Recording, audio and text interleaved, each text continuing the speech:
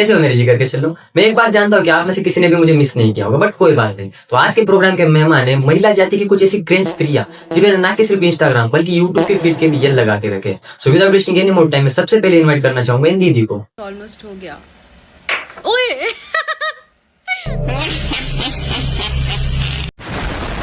कितनी शर्म की बात होगी ना, साइकिल की सीट जैसी शक्ल होने के बाद भी खुद को क्यूट दिखाने की नाकाम कोशिश करना। मैं तो संडास की गोलियां खा के आत्महत्या कर लूं, बट ऐसी हरकतें कभी भी नहीं। हाँ? अरे हो जा, अरे यार तो देखो दीदी, वो मैच एक गेम है। माना कि आप कंटेंट क्रिएटर हो, बट आपको एक्टिंग बिल्कुल भी नहीं जमती। और एक और बात बता दूं, आपके सारे के सारे फॉलोअर्स शुद्ध चुप।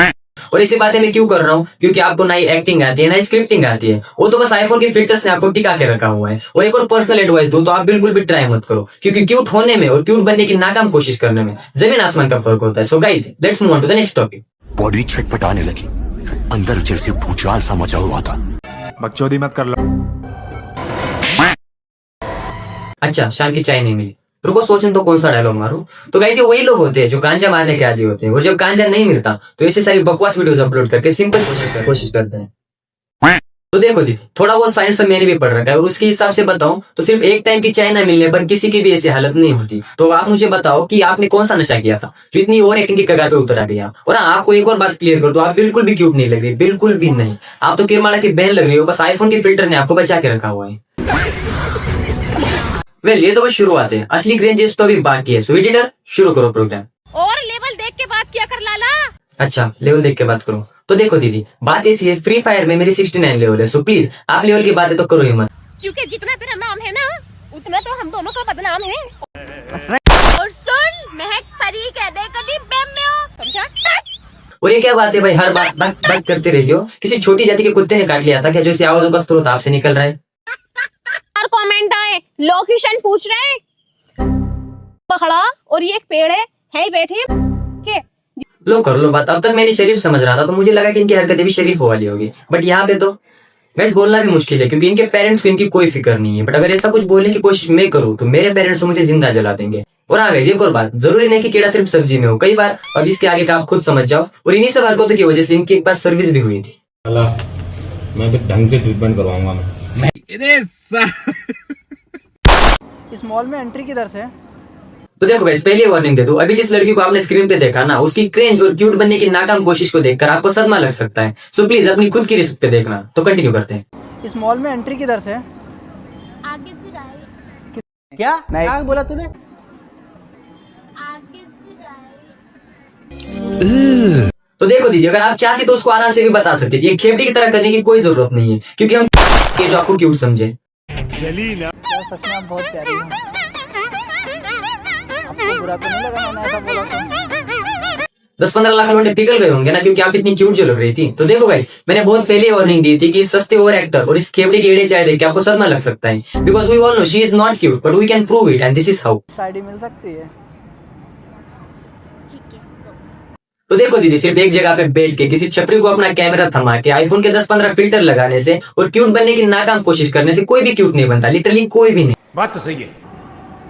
आप ब्लॉक तो नहीं करोगी? नहीं करवाऊंगा।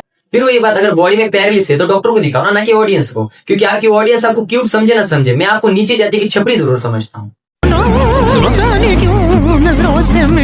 नीचे जाती की छपरी, क्योंकि इनके जैसे हरकतें करने के लिए हर कोई सामने नहीं आता। इनके जैसा एक ओवर एक्टर खड़ा रहता है। और आ गई, ये लड़की इतनी क्रेंज है, अगर हम इसकी क्रेंजियत को काउंट करना चाहे तो 3-4 ट्रक्स तो ये भी भर जाएंगे, बट स्टिल इसको शर्म नहीं आएगी। सो प्लीज आगे बढ़ते हैं।